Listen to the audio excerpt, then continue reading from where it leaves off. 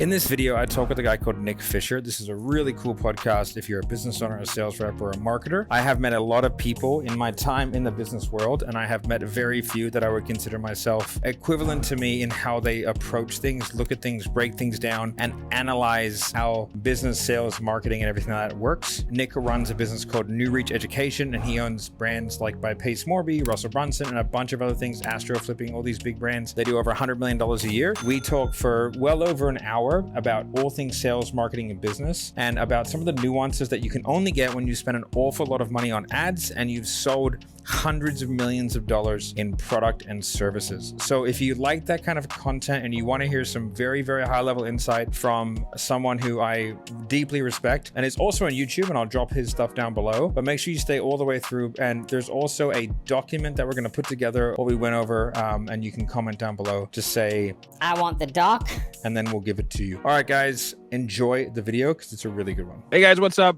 Matt, Coffees for Closers here with Nick Fisher. But Nick's a really smart guy. You know, he's a personification of weaponized autism, and right. And yeah. We're gonna talk some stuff today. So how's it going, buddy? Dude, it's going well. Yeah, I specifically remember both of us nerding out over needing to figure out the exact speed to lead and how everyone else just measures it improperly. And that it was the only ones who knew how to measure it properly. Yeah. It's a completely normal conversation. Exactly. They don't get it, man. It's like, it's like the meme of that like dude like kind of doing these ones to that chick. It's like you don't get it. Yeah. Exactly. So give us a run through, man. You were like with Sam Ovens for a long time, right? And you were sort of there as he kind of ascended, and now he's better than all of us as a portfolio company. And Yeah, I mean, Sam is he's a genius. But yeah, it's 10 years ago now. I just posted an old clip from me and him 10 years ago. Yeah, teaching business. Because Iman Godzi, who was a teenager when he joined our mastermind, just bought consulting.com. So it made me feel old mainly. But that is where roughly I got my start. I was director of marketing at a company called Clever Investor, who sold real estate info before that. And then me and Sam started consulting.com, launched that, did really well, still has a legacy to this day, which I'm very proud of. And then from there, I left and started New Reach, of which the first few brands were AstroFlipping, and then something with Pace, which is our biggest brand, and Pace is just absolutely savage and crushing things right now. Yeah. 6 years later. And then credit stacking, and subsequently now fast forward, we have at least 30 different companies that I have at least some piece of ownership in. Our brand is our model is similar to Hormozy. It's a holding company model where we take a piece of equity and partner with an expert. You guys sort of do the doing more though, don't you? Like it's more like it's less consulting and more like, hey, like, why don't you stop doing the things that you hate and suck at, and then we'll do all those things because we love them and are good at them. Correct. I would fancy us a startup studio, I suppose, where we're doing all the grunt work. We're just asking the expert to be the expert. And then we have some SaaS brands that you talked about as well, like Dial.ls, which is not a Dialer.io competitor. You've done such a job, Matt, of selling everyone a Dialer.io, of which we're about to switch over to as well. People are like, why would I need both? Both seem like they're Dialer. I'm like, dang, I should just rename our software, which is just like analytics and intelligence. So we have a few of those SaaS plays as well in the portfolio, but it's primarily people who are selling their expertise. And we are particularly good at what I would consider now like a mid-ticket price point. We sell things for anywhere between $3,000 to $12,000 with a high-ticket sales floor. Okay, that's amazing. So what got you into like consulting.com? Like what was the journey from there? Like were you in university, decided that, that wasn't for you? Like what's the sort of origin story? Yeah, a little bit before that. I was an accountant by trade because my dad told me that no one hires marketing majors, which I think that is actually still true. They have a hard go, but I always wanted to be in marketing. That was my passion. I had an internship that turned into a job at Apple in marketing, and that's when I started to kind of acquire some of the skills / brainwashing / like cult-like community stuff that Apple preaches that I had my first hand in. And then from there, I sort of was self-taught ads. I was learning from people online. And I had a bunch of crappy clients that sold like MLM stuff. Nice. It was making like $100 a month times, 5 or 6 clients. So yeah, it was going really well. And then I was just in this online mastermind with this guy named Cody Sperber. He comes along, he's looking for a director of marketing. I apply thinking I'm qualified. I'm like 23 years old at the time. And he was like, good try, kid. That's not going to work. We got 30 people more qualified. So I did what most anyone would do, is I just showed up at his company and told him I'll be in Phoenix tomorrow, booked a flight. Nice. And showed up. And I was like, I would like to interview. And he was like, okay, that's fine. Somehow he said yes. And then I hustled my way in. So that started, he pushed me to be great those first 2 years of being director of marketing there. I met my now business partner next door here, Josiah Grimes, how I met Pace and Jamil. And I didn't work with them as business partners right away, but they were in that ecosystem down here in Phoenix that I moved to. So from there, how I got to consulting.com, though, is me and Sam Evans were just originally JV partners. And the first version of Consulting Accelerator at the time, this was like 2015, 2016, he was really blowing up. It's just Sam Evans, samevans.com. And he messaged me the day he bought consulting.com. And he was like, this is my vision for it. And he pitched me on the vision. Would you want to come out here and start it with me? And it was a big decision, but I was like, yes, let's do it. So I moved out there from Phoenix to New York. We started consulting.com, then moved the company to LA. Eventually, the early days, I was there for the early days of school. I was there when we bought school.com too. And we were kind of parlaying all of the consulting profits to school to fund it, which was super interesting. And I watched him hire the first round of developers there and the talent. And people were so confused as why Sam, like this 27, 28-year-old millionaire kid, could self-bootstrap school. Yeah. They're like, we raise any money? He's like, nope, didn't raise any money. No. And they were just confused. I know how to sell. There's a difference. Yeah. Yeah. His typical charm was maybe lost on them at that time, but he did it like I wouldn't bet against that guy for anything. So eventually, just consulting.com and being a guru became less of a focus for him. Me, myself, I was really interested in all these niche experts that were coming up. Yep. I went off on my own. After those 2 years, started Exxon and New Reach. And then, now the rest is history. Yeah. I met Josiah at a Brunson event. That's right. And I didn't know like who he was, but we started geeking out about sales stuff.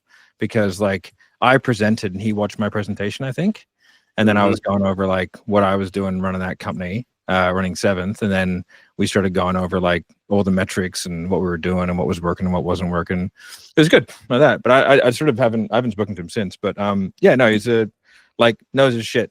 I can see why you guys get along.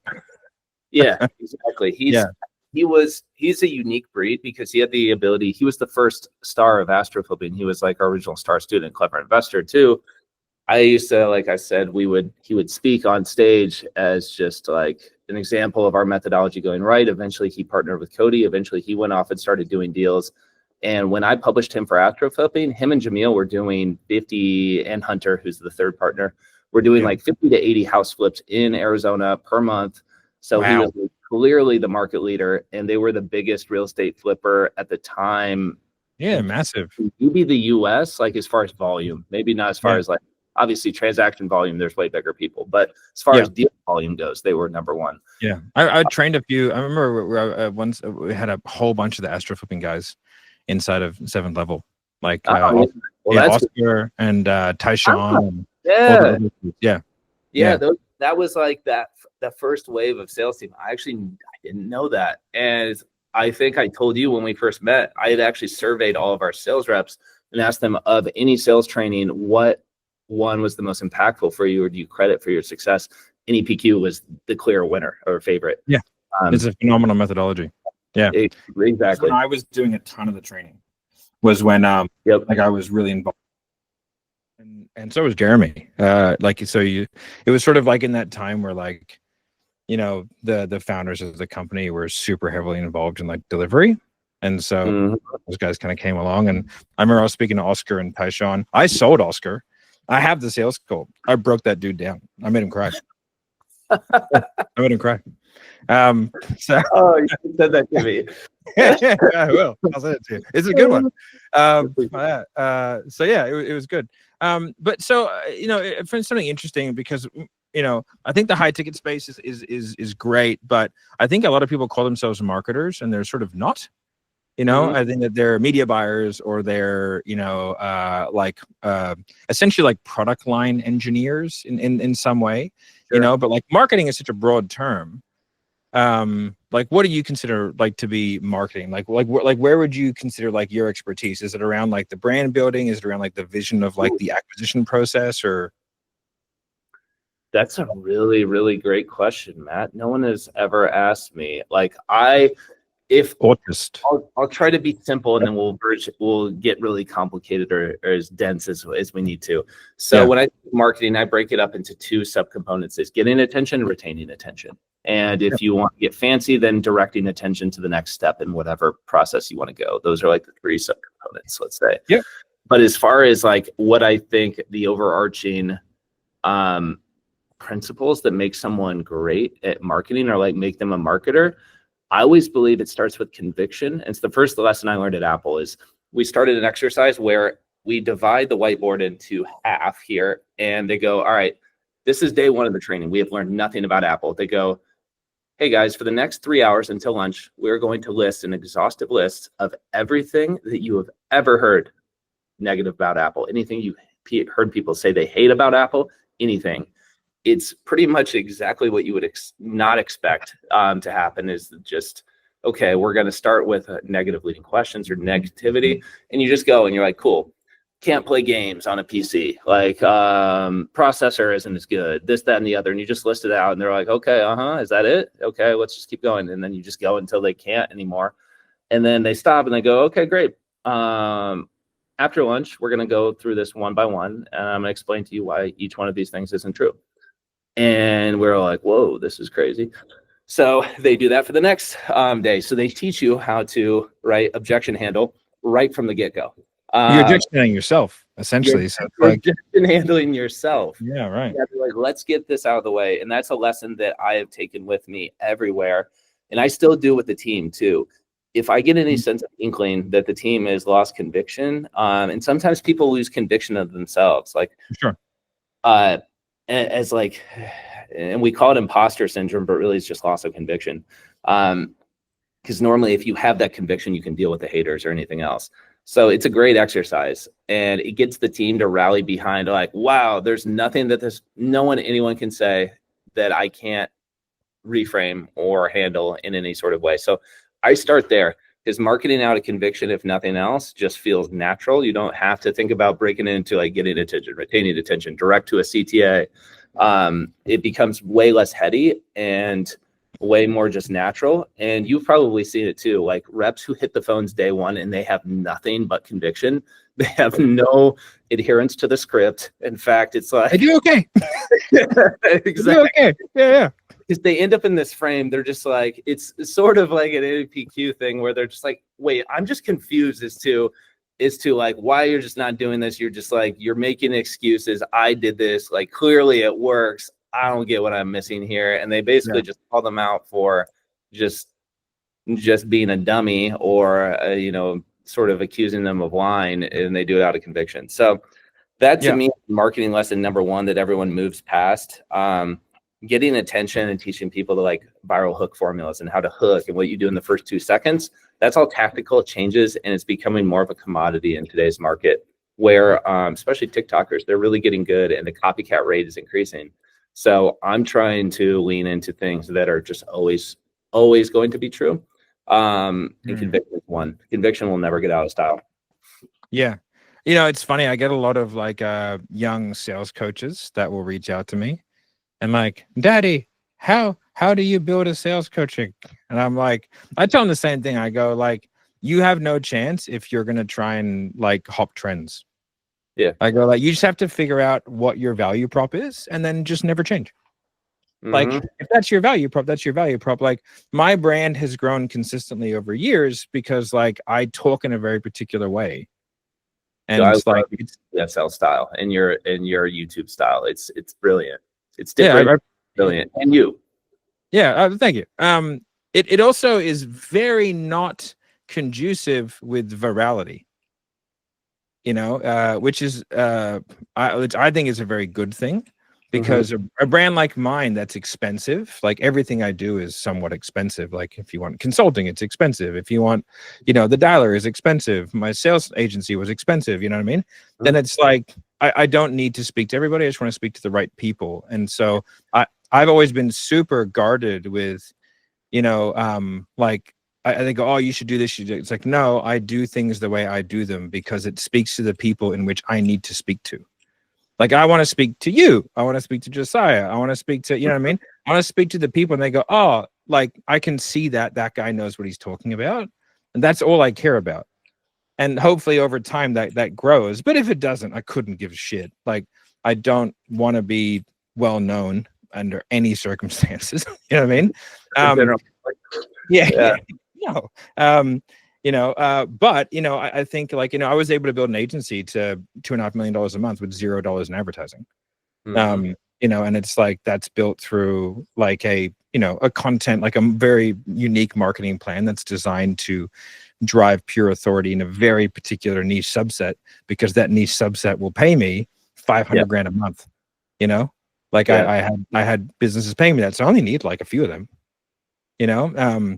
And I think in today, like what I've seen anyway over the years of being in high tech, because I'm 41, I've been in this space for a while, is like the cottaging of industry. Like, used to be you'd hire a marketer and you'd get full stack, media buy, funnel build, copyright, this, and then it was like, okay, well, now we have media buyers, funnel builders, copywriters. We have copywriters for email. And we have copywriters for this, and we have copywriters for this, and we have copywriters for this, and then we've got funnel builders, but like, and then the funnel builder won't take responsibility for like conversion because it was a sales copy. Yep. And it's sort of like this cottaging. But like, how if you're someone who's been in the marketing space way deeper, way longer than what I have, like, how have you guys as a large entity spending lots of money, right, been able to maintain, I guess, one, profitability, but two, like, not having a maddening increase in like headcount to atone or account for these like incredibly niche subsets of marketing that have popped up over the last, say, 3 to 5 years? Yeah, no, that's a really good question too. Cottaging is the right word, and just increased specialization as the industry matures, because digital, when it was new, you had to wear a lot of hats just because, and you could be a lot sloppier too. But you could also, and the benefit is you could be a lot faster. So now these specializations exist, which create silos in the actual kind of workflows at scale. But at the end of the day, that really just affects, I feel like, a mature sort of company like ours, because you can do everything, or all these digital channels exist, but the same way that traditional channels used to have that same sort of cottaging or specialization. So it's just really that the digital marketing space has matured, but those, like, that sort of habit or pattern existed way before us. There were people who voice actors for radio that you had to hire, and then you had the media buyer who placed the ad on the radio, then you had the actual what would you call it? I don't even know the term for it, but the broker that you would go through in order to buy those things. So there was always sense. I've actually never thought of it in that way. It's sort of like, I guess, because I wasn't exposed to it, but it makes sense that, like, as it matures, it silos itself. Do you think that leads to more effectiveness or more efficiency, or do you feel like it sort of is a bit of a wash and it's just going to happen regardless? I feel like it happens because you're trying to squeeze these efficiency gains, because the cost of advertising is probably the catalyst to all that happening. Is though, because the cost goes up, you have people who want to micro specialize and try to find these efficiency gains when a generalist can't find them across the whole board, or it becomes too hard. So I'm guessing that's why it happens. Like, it does happen here too. We have moved from people like myself, who were kind of director of marketing generalists who had their hands in a bunch of different pots, to specialized director of media buying, to director of creative production. And it's just kind of, like I said, it's the maturity of the digital marketing sphere, the algorithmic marketing maturing. So it is what it is. But you'll find the same sort of generalist attitude among emerging channels still. Like in TikTok, there's not that degree of specialization. It's very rare where someone's like, I'm specifically just a TikTok media buyer, or just I do graphic design for TikTok. So you're broke. Right.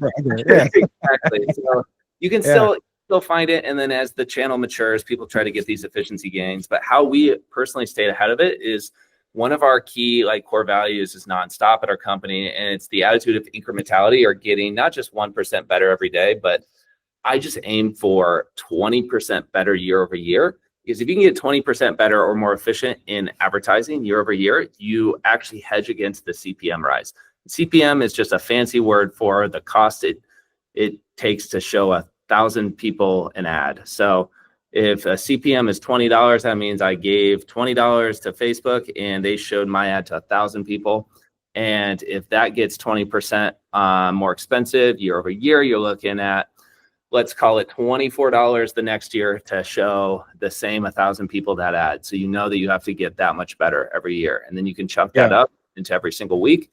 And we look at it week over week. We're like, what ads are working? Okay, can we get them to work more? So it's a refiner's mentality that I think built this company that still exists to this day, where it's not just about throwing stuff at the wall. In the beginning, that's the only thing you can do because you have nothing to refine. But as soon as you throw something against the wall and it works, we're recycling that, bringing it back and be like, can we make a better hook? Can we create a better image?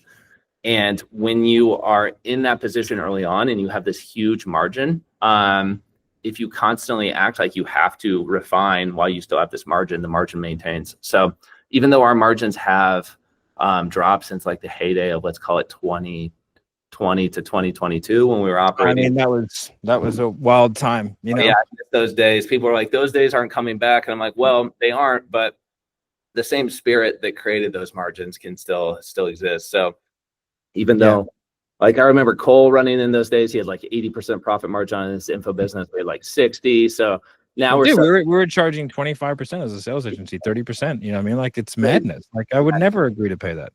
I know. Yeah.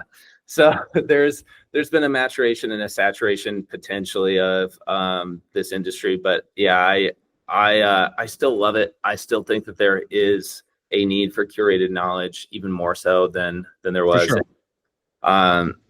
And the industry doesn't seem to be shrinking to me. It seems to be there is a consolidation of, I think the bottom, is going away. I feel like there's some of those. There was a lot of nefarious actors, and I was a part of a lot of offers.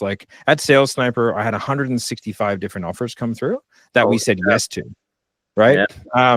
And then I had a lot more that we said no to, and some were fantastic and some were we found out later were not fantastic, right? Mm-hmm. And there were some crazy high volume ones, dudes spending 100,000 plus a day on advertising, where we had 45 reps doing stuff. And there was we had one called yield farming, which was the most explosive. Farming. I went through that. Yeah. So I was the one that engineered the whole sales environment for that, right? And went from 0 to 3 million a month in 6 months. Jeez. It was madness. I've never seen anything like it, right? But I mean, when your VSL says Mr. Money Printer, FTC be damned, right? Exactly. So it's crazy, but that was a really, really weird time where there was this converging of need, want markets, and it was just everyone had that COVID stimulus money, and people, it was just weird. It was it was lots and lots and lots of people who decided to contract went away, right? And the people who decided to double down and go, well, shit, this is the time to run. People were in the industry as fundamentally shifted and shaped, and the key players were totally rotated out. Totally. Yeah. There are certain ones that have staying power that last through those industries. You saw Tony Robbins make a pivot to digital just because the environment changed. Yeah. But in generally, it definitely brings in a new guard. I personally love the worst thing for the info product industry, and why people are like, oh, it's too saturated or it's flatlining or anything else, is usually just a stable and good economy where everyone's job is safe and there's no sort of environmental triggers that make people either scared or want people to change. So I'm always like, I'm all for, I just want to see either the economy booming or everyone in fear and the economy tanking. Both of those conditions, like rapid variance and the economic changes, makes for a ton of info opportunities. The worst thing is when people get feel safe, or let's call it complacent, in their day-to-day role, and they don't want to make a change. If they don't want to make a change, they're usually not open to hearing it. It's sort of like the it's like futures trading with people's futures. It is. That's a great comparison. Yeah. It's like, you ride the highs and you ride the lows, but when it's just sort of, everything's in the middle, it's like, well, I guess we gotta, advertising gets more expensive and people are just a little bit harder to nudge in a direction. If you were to look at like different, because I can relate it back to sales, like, if you look at like sales as an industry, I would say like, there are certain sales that are looked upon as, harder, or like, if you walk into a room, like real estate agents, for example, like, salespeople, this is a kitchen. Yep. All right. Well done. Right. You know what I mean? And you know what I mean? Like if you were to kind of like rate, like not the whole thing, but like, what do you think is, I guess, the most difficult or technically demanding marketing, I guess, specialty? And what would be the one that's like I won't say the stupidest. What's the one that like somebody can get someone as a good bang for buck, right? There's one that's going to be like, you need to get a very, very uniquely talented individual. And one is like, oh yeah, like you can pretty much get most people to do that and you'll be fine. Copyright, because I feel like media buying used to be like a black art. It did, but now it's becoming more commoditized. So anything that's algorithmic in its nature is getting a little bit more commoditized and easier. But despite, like, people might think that copywriting has become a commodity, but if anything else, like all these AI models generally write stuff to the lowest common denominator. So it's like they're good enough, but so it replaces a lot of bad and senior copywriters, but still like the aces are still worth such a huge multiple because just offer creation and the words that you choose still matter so much that I still think that that's where you get the best leverage. In the future, maybe it is some sort of AI-enabled data scientist, copywriter hybrid, where you get the best leverage. But I do think we're coming to this era where instead of you have like, quote unquote, you have this idea of like 100x developers who are 100x better than your average developer because of the code leverage. You could apply that same sort of thing to AI-enabled copywriters who are producing at such a level of output, but it's at a level of output that is consistently, normally a 10x, that they're getting a 100x overall efficiency or effectiveness gain in what they're able to produce. So I do think we're headed for that. What I think is, I don't know if this was your question, but to me, I don't think it was, but to me, like the marketing Olympics, not the degree of difficulty, is the political elections. Like I always see, they're not maybe the most up-to-date tactically, but oftentimes when you get at least into the US presidential elections, like I think 2016 and Cambridge Analytica informing Trump of those decisions. And then you usually see some really innovative stuff come out of those camps every sort of election cycle that you can sort of take. So whether or not they have the most talented marketers, they definitely have the deepest pockets, and they have to deploy it in such a tight way that even Trump on this election cycle, the way he was able to use certain influencers and clippers, podcasts and stuff like that. Yeah. And they geared it in such a strategic way right before the election was very methodical and really interesting. So you can learn a lot from that because the stakes are just so high. They have to be really precise. Some of the best email swipes I've ever gotten, just some of the placements that they consider, I think are really interesting. So that, and then the thing that I think is just like the biggest waste of money right now or commodity, anyone probably that's hiring. Ooh. What do you think about, like, do you feel like that, like the funnel page itself these days makes a huge difference?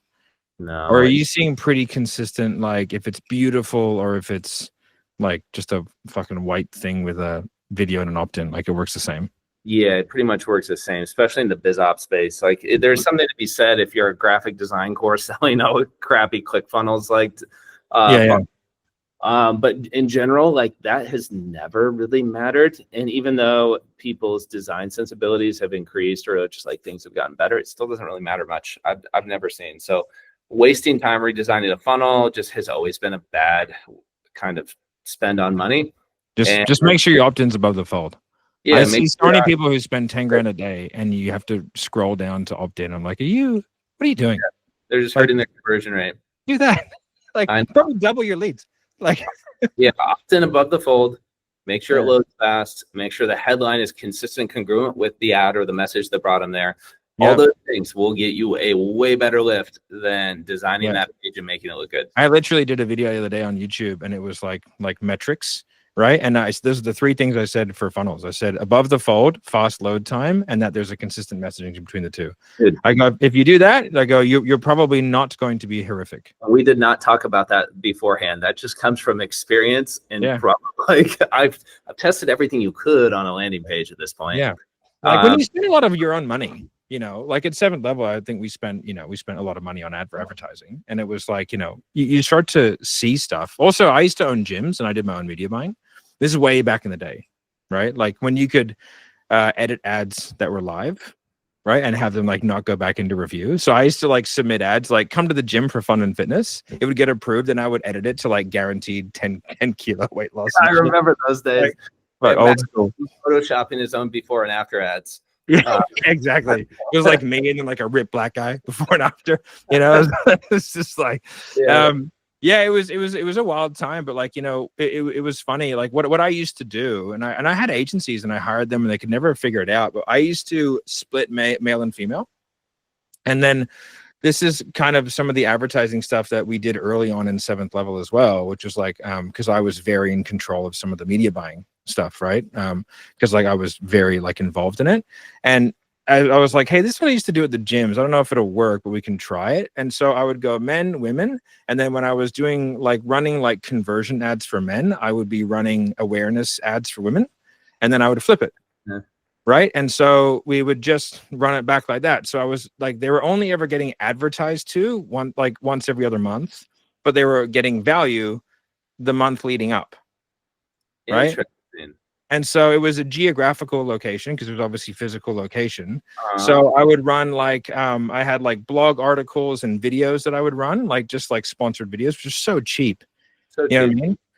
And then it was like all about getting bigger arms, or like, hey, these are things that you're doing in the gym that are wrong, that are stopping you from being able to grow your arms. You know what I mean? For girls, it was like, hamstrings, butt. And it was just, all informational stuff with like free downloads. And like, I found that was able to keep in a location where there was 57 gyms in the same suburb.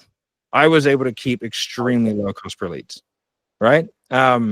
And then what we did early on in the days is no one there would even know we did that, because it was like that whole team was gone. But I rotated around the country, right? We put the country into different like slithers, right? Also because like the West and the East have slightly, red states and blue states like have quite different wants, you know what I mean? So like, I had like a 5 key factors thing that I would look at. And then I looked at like housing prices, interest rate, consumer confidence index as well. And like a few other factors. And then like election result, so like after an election, like after Trump won, double down on the red states and ignore the blue states for like at least 6 weeks. Right? Because they're all angry and upset. Whereas all the fucking red states are doing these ones like fucking and happy people buy and sad people don't, right? Just as a general rule. Never thought about it that simply. So like they'll even want to get into shape because Trump won and they're just happy. They're just like fucking America, they're just happy, And so we ran that pretty hard, and I was like, hey, I think that whoever wins, we're gonna have 2 different campaigns, and then we're gonna launch the campaign state like space specific. But then from there, what we would do is we would have a rotating cycle of ads. So we would have a awareness and then conversion, awareness, conversion, awareness, conversion, awareness, conversion, awareness, conversion, like that running around. So that sometimes it would take 3 to 4 months to get back to the same people again, but they always got awareness advertising leading up to it. I found like that was like very, very effective at keeping like saturation levels low, frequency levels low, obviously. Right. And then being able to like just keep lead awareness really high. So as they came in, like you just didn't need as many leads because they were constantly getting, you know, like we were like building up, I think, like marketing equity within those areas, you know. And I really like doing things like that. Like I'm a big fan of lead with value, and then, you know, and then the other thing that I was really tight on was I needed to know the amount of people that saw value from us every month compared to the amount of people that we were trying to get to do a conversion. Right. And it was like the two circles. Yeah. You know, and never shall the two circles touch. It's interesting. So it's like, how many like Instagram impressions are we getting from like organic content, or like, you know, like from, it can be paid, but value content, how many YouTube, Facebook, yada, yada, yada. And then as long as that number is bigger than the number of pure conversion ad, then like the advertising costs would stay low. But as soon as like that started to blow out, like the ROAS just went boom, boom, boom, boom, boom, boom, boom, boom, boom, like that. It was like you could just see it happening. And it was really interesting. And so that's why like I'm such a fan of organic and value-led content. I love lead magnets because I think lead magnets get you to provide value, but you have a really clear value prop to call somebody on. Yeah. You know, like you have the opener is real specific to that lead magnet. And so it's like, hey, it looks like you downloaded our guide to, how can I help? Yep. Like it's such a great lead in. Yeah. Permission to reach out. Yeah. Yep. I think like, you know, I think like the thing that I see, especially with a lot of those companies that like that sort of 300 to 500K a month, you know, info space type guys, that they have something, but like they're either like they're missing that like component of, you know, if I want to grow big, I have to provide serious value to the marketplace. Yeah. Otherwise, like I will make less money at triple the revenue than what I do now. Yes. You know, what are the things that you look for in a brand that are like, that's the one, like that thing can go? Is it TAM? Is it the person itself? Like, you know, anyone, you can sell anything to anyone as long as the person's like good looking enough type thing, or?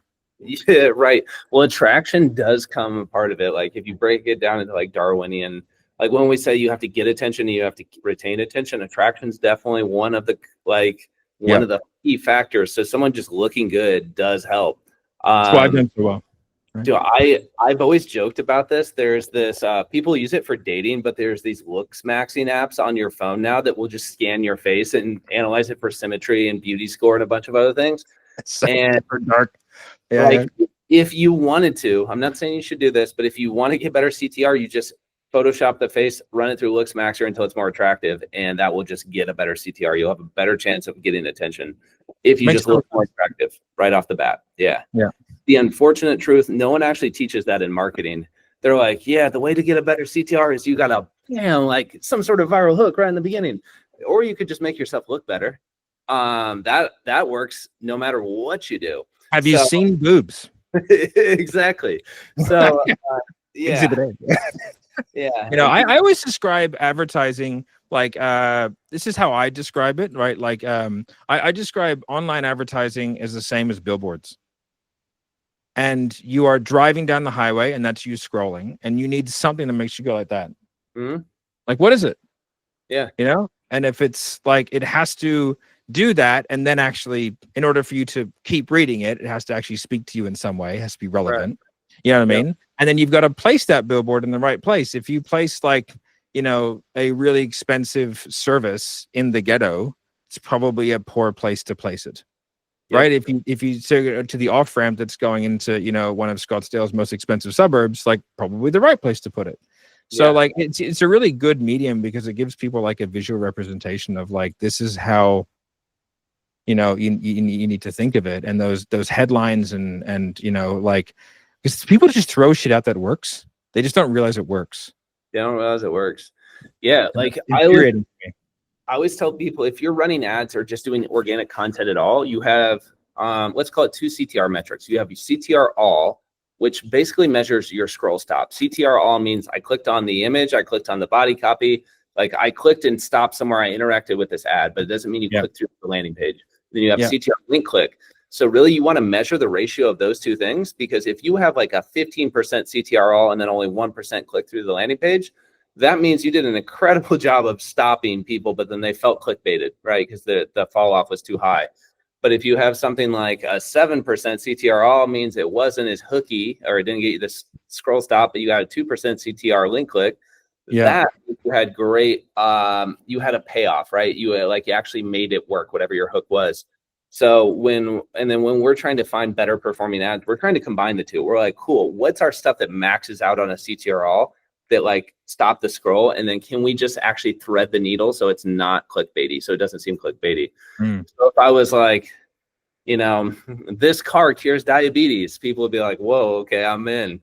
And then I wonder what he's going to say next. Well, that's what we thought.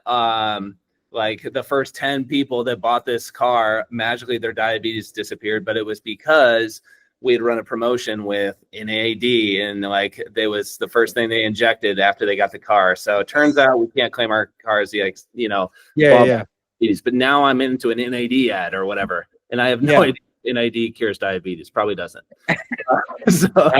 Nick Fisher from New Reach claims that.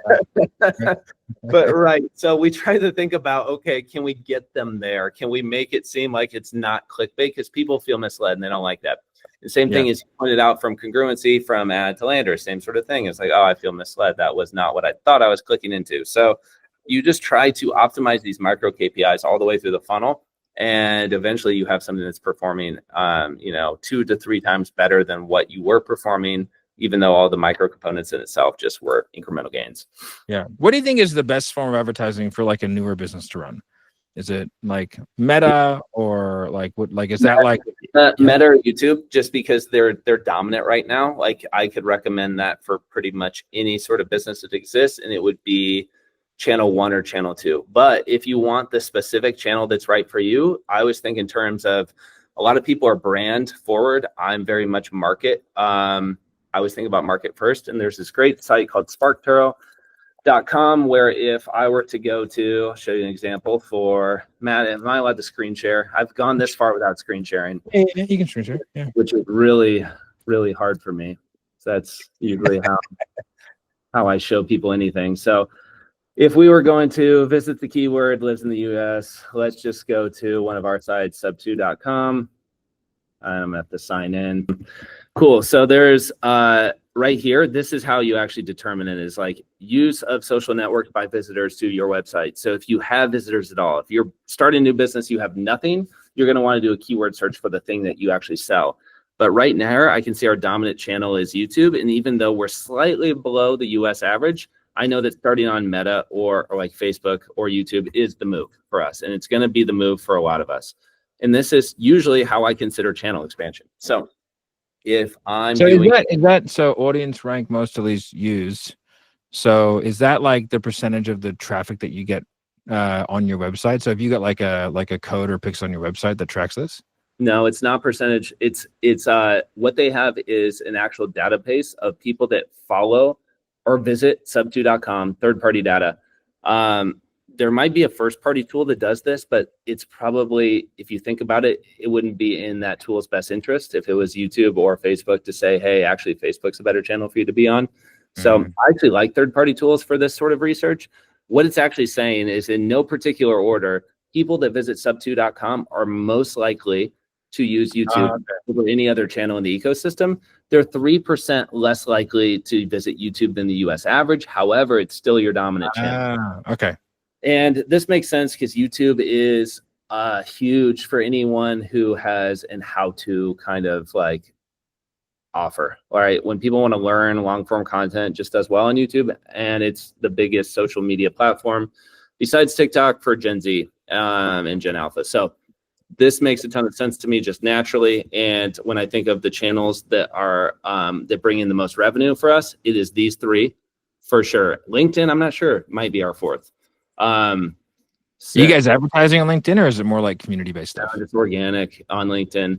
We have tried LinkedIn. Things that work as far as paid. Organic works obviously on any of these channels, as long as you have a coherent strategy.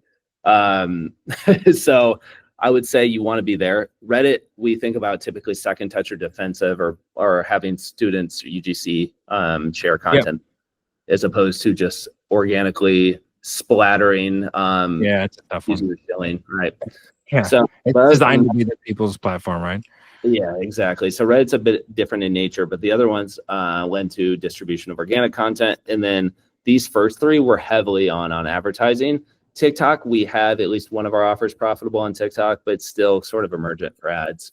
And the half-life is really, really short with ads. So if they do work, it's just kind of like the content there. It's viral for a blip. Then you're constantly on having to create more. So you just have very little context too. You don't have time. We're known for like long form copy, long form on YouTube, long form even ads on Facebook. I think short form can widen, but deepening your audience is only going to come from long form content. People can actually decide whether or not, like a good buyer. It's like when people, I remember I was helping this guy once, and a lot of the sales were coming from the website, and he was like, "Oh, so we'll double down and we'll send everyone to the website." I was like, "No, we're definitely not doing that." He's like, "No," and I was like, "No, dude, they just end up there." Yeah, I was like, I can touch. That's just the best leads are just doing a bit of research, they're using the Googling machine on the interweb. They're seeing an ad, they're getting content, they're going to the website. I go, if we start pushing people to the website, mate, like that's going to do absolutely nothing. Yep. Like that's not how that works. People draw that conclusion. They're like, SEO is working because our website is, our number one sales indicator on the last touch conversion. And I'm like, are you running ads? They're like, yes. I'm like, there is way better likelihood. I'm like, look at when you started running ads and see if your website traffic spiked, because most likely they're seeing the ad, not clicking, Googling you, finding the website, clicking, then buying, right? Yeah. As it's kind of described. Yeah, and like, are you a first touch or last touch attribution person? Do you just kind of track it all and then try and see the inferences? Yeah, we track neither. I was gonna say famous, not famous at all. For Scientific 30, actually my preferred method for high ticket info, just because a Scientific 30 is basically last touch with a 30-day exclusive. So what it means is that, or rather first 30, I guess, is like whatever touch happens first, you have a 30-day exclusive if that lead buys, where that channel gets credit. So in Hyros, there is that option. You can go first, you can go last, Scientific 30, or linear fractional, which means every touch in the journey gets a little bit of credit. So what I would recommend is one of those last two if you're running high ticket info. Typically, like most people though, if you just have your choice between first and last, how I would choose between those two is your sales cycle. So think about how long someone goes from lead to sale. If someone goes from lead to sale in less than 2 days on average, you should use first. If someone takes, let's say, 15 days on average to go through, you should probably use last, just because you're going to have multiple touches in there. And or actually, 15 days is probably a bad example. If they go 45 days on average, right, that would give good semblance to maybe that last touch actually matters a lot more to get them over the line, because it just takes so long that one is pretty important and should be dominant. But really, like I said, neither of those is perfect. I don't like either. I prefer Scientific 30, where one has an exclusive for that 30 days, or as long as your sales cycle is. It makes sense, especially also depending on the the price point, right? If you're if you're a $25,000 product, expecting people to sort of see you for the first time and then buy something within a week is probably pretty stupid, which is where I have a real problem with financing, because I think financing ruins businesses, to be honest. I haven't seen it go really well for anybody. I had a rule where no more than 12% of revenue could be as a direct result of financing, and we heavily penalize reps for using financing. I kind of like that too, where they cap out, or you just tell them, you can just kind of make it simple. 1 out of 10 sales you can use financing for, so use your card wisely, otherwise it doesn't regenerate. Yeah. Because I think it creates a false economy within the sales team, because they start selling it And like I always teach reps, never ever say, and we have payment plans or financing available. You just say the price and then go, how do you want to proceed? Because then you can start the process, right, of dropping. But if you say financing available, they go, oh, what are the financing options? Now you're having an inane conversation. This is ridiculous. We don't establish that we don't know if you need it or want it. It's not a yes, it's not a no, it's not an objection. It's a what are your options? Yeah. And then they're going to go, oh, okay. And it's very difficult to reroute that conversation. And also like people start to rely on financing. It's how they pitch and how they do it. Financing is a variable metric that has to do with credit score. It has to do with like debt to equity ratio, it has to do with income and age. Right. And so like, these are, if you have, like we had it so that I was in, this is before FinMarket kind of went down. I was in really, really close communication with them. And so I was like always in front of when the changes were going to happen. But basically I would have demographic excluders from being able to be offered financing.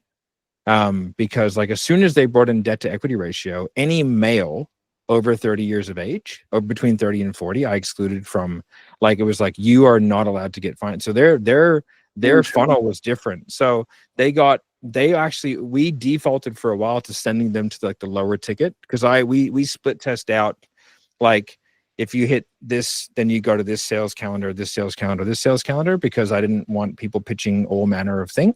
I wanted guys getting better at pitching, like either higher, and they could only go like one down, so these guys can pitch this one and this one is this one and this one, this one is just this one, and so like that was a way to sort of like segment out. But we knew that there was certain demographics that they could never get approved, so it's like, well, let's just put them in the mid ticket or lower, because they're never getting approved for it, and so let's not make that an option for them. What are those demographics, Matt? Do you want to state those publicly? The ones that are broken for always? No, it was actually mainly debt to equity ratio. Oh, okay. Right.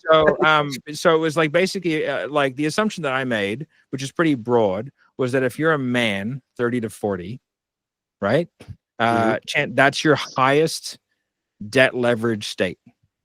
Because you just bought a house, most likely. Is that why? You just bought a house and you have young kids. Yeah. Right. That makes sense. So like we just went like, well, that's we get a lot of people 20 to 30 and a lot of people 40 to 50. So it's like, hey, we're going to take that demographic and we're going to like only pitch them mid ticket and lower, you know what I mean? And then we can try and upsell them into the higher ones, but like, we'll just make it that. And that was during certain times, and we would rotate that. I was in touch with FinMarket. Like there was a time where like everybody got approved for financing, and I was like, this is weird. Yeah. And so I called them and I was like, hey, what's going on? They're like, what do you mean? I was like, everyone got approved. Like, I know it's great. I was like, no, what's happening? They're like, shouldn't you be happy, sir? I was like, what's going on? And I go, like, what is going on? Don't fuck with me. And she goes, oh, well, I go, did you lose a paper buyer or something? And that was when SVB went down, which was a huge paper buyer, right?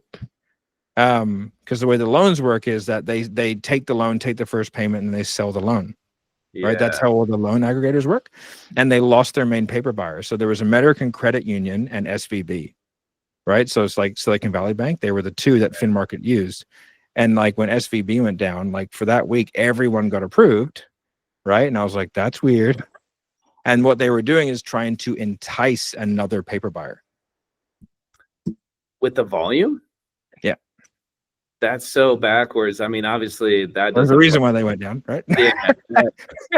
I was like, this is weird. So I literally at that point I cut financing off as soon as they did that.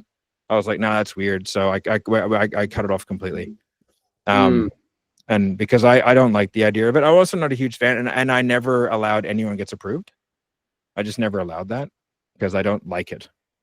Like, if people do it, it's fine, but I'm not a big fan. It erodes the sales skills. Like I've seen it firsthand. 2-point call, same thing as you. Is all of a sudden you're supposed to be trained to pitch full price, go silent, then walk them down 2 payments, 3 payments, 4 payments, all the way to whatever your max is. That goes away. It's like financing is a magical word track that you can just insert into the script and anywhere.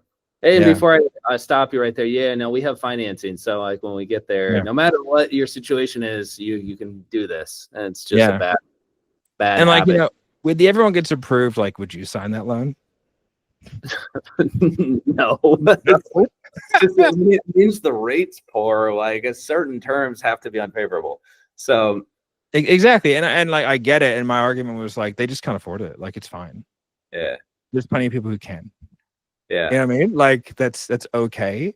If these people, like, I just don't, like, it's just not, to me, like, no matter what I'm saying, no matter how good it is, the value proposition is not worth potential bankruptcy, because it's essentially like loan sharking. You know what I mean? It's like 30% interest rates, and like the business gets stung for like half of it usually, right? If it's everyone gets approved. So you're kind of suffering there. And then these people are entering into loan agreements that they don't understand, because if they didn't understand them, they wouldn't say yes. Mm-hmm. Right. And it's like, let's just not sell these people. It's fine. We can just sell these people. That's my view anyway. To me, like we've done financing over the years. The one thing that I never thought about too is it actually erodes your ability to buy media and optimize over time, because if you're approving more, media buyers don't actually know that, or typically separate out a customer who is bought through financing versus a customer who didn't. Yeah. So those can be, and the good news is if you're watching that, those can be two separate custom audiences, because what happens if you finance too many buyers, all of a sudden you're starting to optimize on a lookalike off of your buyers, which are, let's call it 50% financed.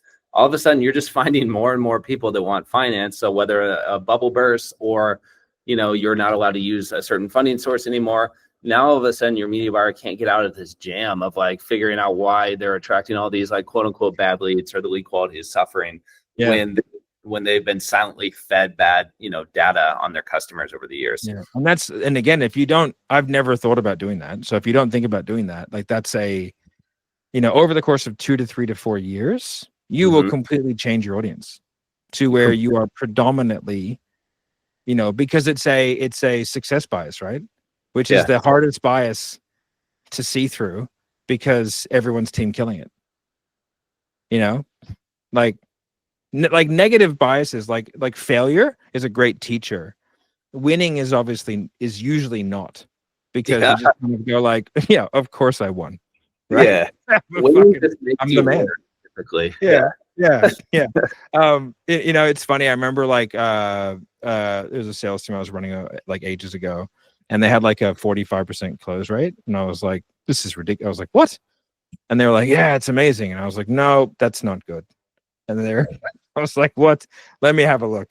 And it was like, they were optimizing for close rate, which is a super dangerous metric to optimize. It's really bad. And, the managers are patting themselves on the back. Right. And the like reps are like, yay, like that. Meanwhile, the marketing guys are tearing their hair out. Right. You're selling a sales training course. You can promote how good of a close rate you have. I feel like. It might work. Exactly. And like, so it's just like, and it's, people don't realize, first of all, if you're at 45% average, someone's closing at 70. Yeah. Right. Because the top rep is always going to outperform everybody by significant amounts, which means that's absurd. Like, it means your product's too cheap, or it's way too hard to get on a sales call. Yeah, the DQ process is way too crazy. Yeah, so rely down. Yeah, I started mandating minimum pass-through rates after that. What are they? Like, are there any benchmarks or industry average? It was 65% minimum. It was variable based on volume on the front, right? Mm-hmm. And so it was like if essentially we needed to have an 80% capacity on sales team at all times, right? Mm-hmm. But that's sit rate, not booking, right? So like slot utilized, you know what I mean? I do. And so and so it was like, okay, that was that metric, and then it was like minimum 65% pass-through rate from like first call to second call. And then like having that benchmarked, it took away the closer's ability to have backdoor conversations with the setters going like, don't feed me that shit. And then we took away like a rank structure. There was no rank structure. There's no rank difference between setter and closer. They were different roles at the same rank level. Right? Was it you that was telling me that you commission your setters and closers at the same rate, or now you split those apart? No, I don't commission them. You mean like they get the same comps? Yeah, same comp. No, that wasn't me. That was someone else. I was interested in how that worked. I mean, like we had 3 types of. I like having multiple types of rep, like having an end-to-end rep. So all they do is get leads, and they do everything themselves. They just get like numbers, Okay. and they just do it, right. I think that's a really good way. They can get paid more, and they're fully self-sufficient. Yeah. Right. You get paid like 15% because phone numbers are cheap. That's how I would do it if I was a rep.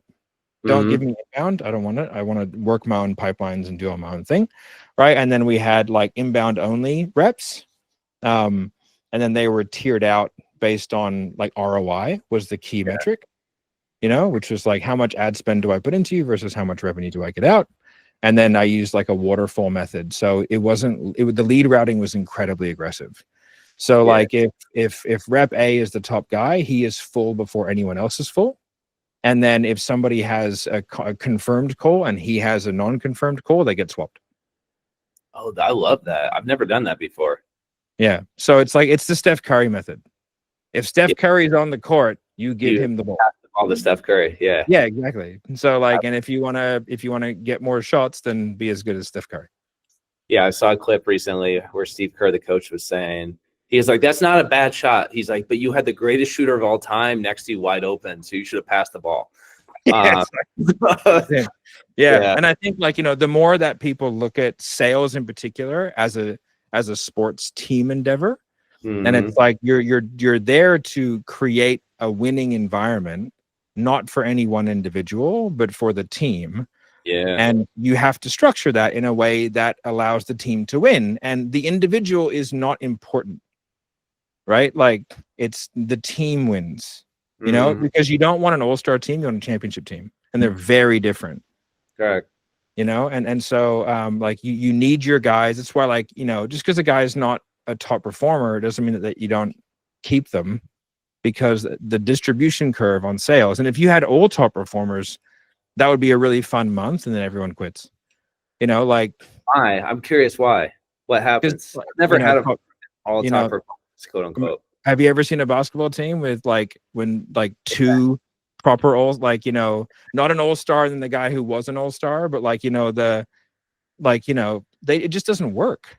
Right? Like look at, like it works every now and then, but so say if you take like the 2016 Warriors, right? Where it was like Steph and KD. KD's not a leader though.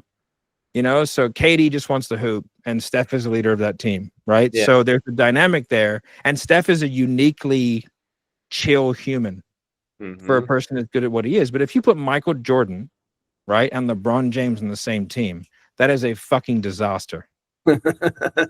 Right? Like, every now and then they sort it out and they have a great game, but like someone has to know their role, right? It's like a good podcast. There's a host and a co-host. The co-host job is to be the audience for the host. Yes. Right. Ask the questions. You know what I mean? And so with sales teams, like, for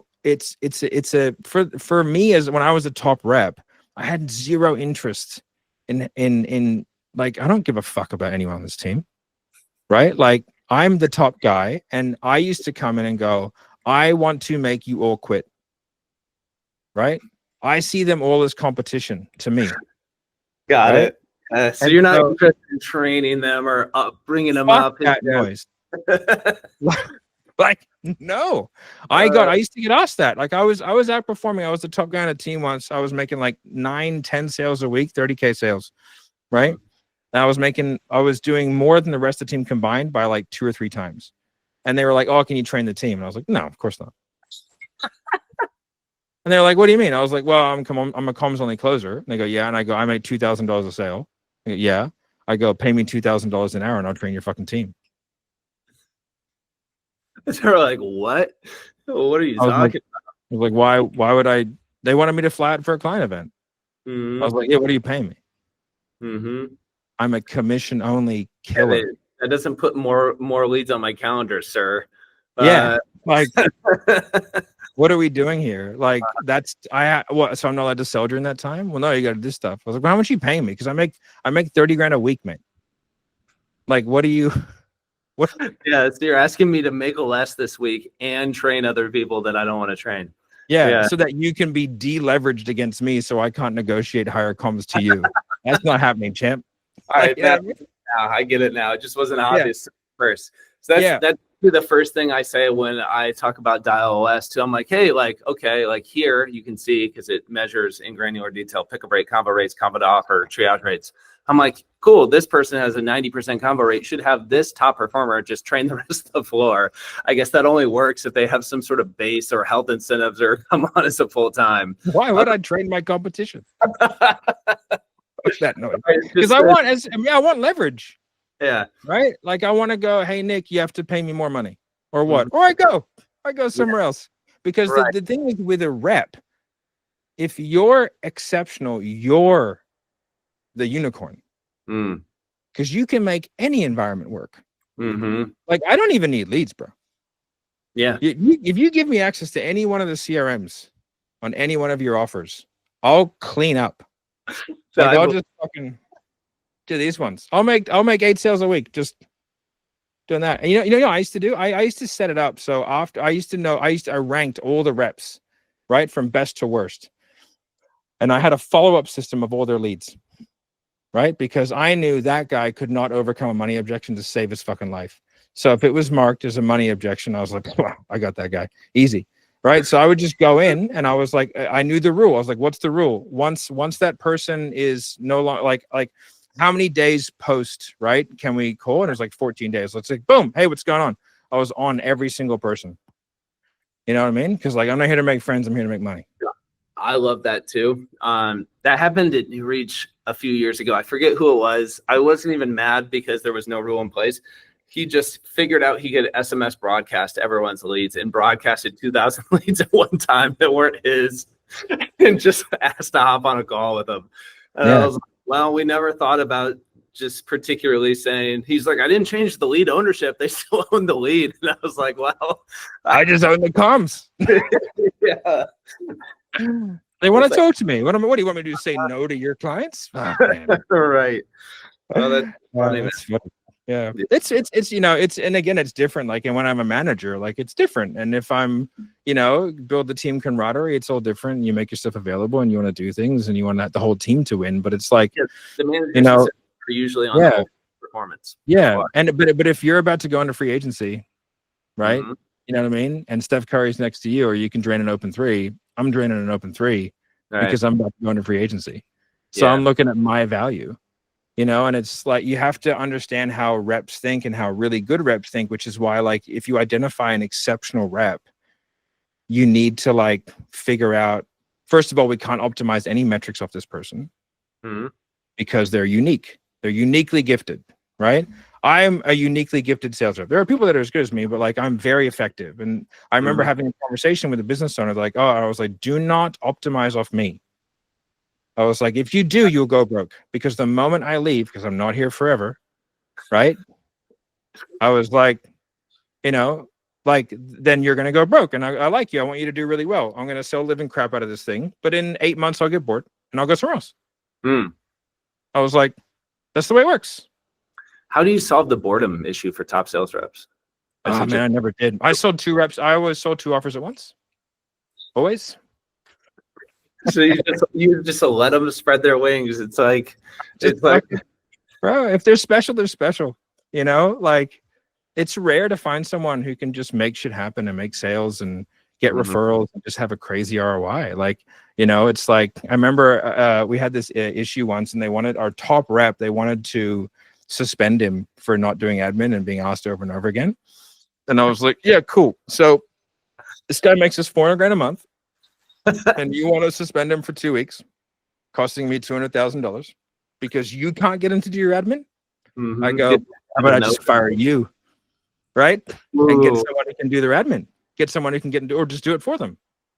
I go, or we hire a VA for like $1,500 a month to do it for him. What do you reckon? Either we lose $200,000, you get fired, or I hire a VA. Which one do you think we should do? It's like, that's great. Make the choice, buddy. Because it's a stupid thing. Like, the dude's not going to do it, and whatever. Yeah. Like, why are we fighting this? Why don't we just like what are we doing? Like, people who are really good at sales are terrible at admin. Yeah, it is what it is. Let's just lean into it, and just like let him do his thing. Who gives a shit? right? Yeah. Let's not create ego monsters, right? But like, it's like, am I gonna like, like what do I want to? I want people to do that. I want exceptional sales reps, and there's a cost to that. Like, when you get an all-star on your team, James Harden comes on your team, or LeBron James is on your team. You don't run that team.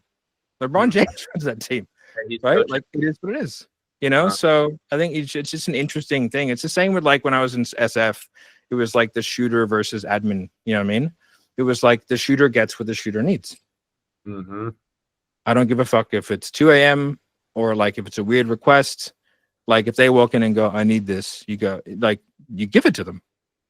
Yeah, that reminds me of we're making a lot of basketball references here. The Last Dance documentary when Dennis Rodman just got to go to 48 hours in Las Vegas, just randomly in the season. He needed it. He needed it. You want 19 rebounds a night? He let go to Vegas. Yeah, right? Like same thing. Yeah, exactly. Yeah. It makes no sense like getting to reality. No, there's a difficult in understanding that because a lot of managers in particular are not that unique high performer, but a unique high performer, like they're geared in particular ways. Like I don't want to be married to a gold medalist. That'd be horrible. Right? Mm-hmm. They got to do gold medalist things and getting up at 2 a.m. and, training 18 hours a day. Like that sounds terrible. Yeah.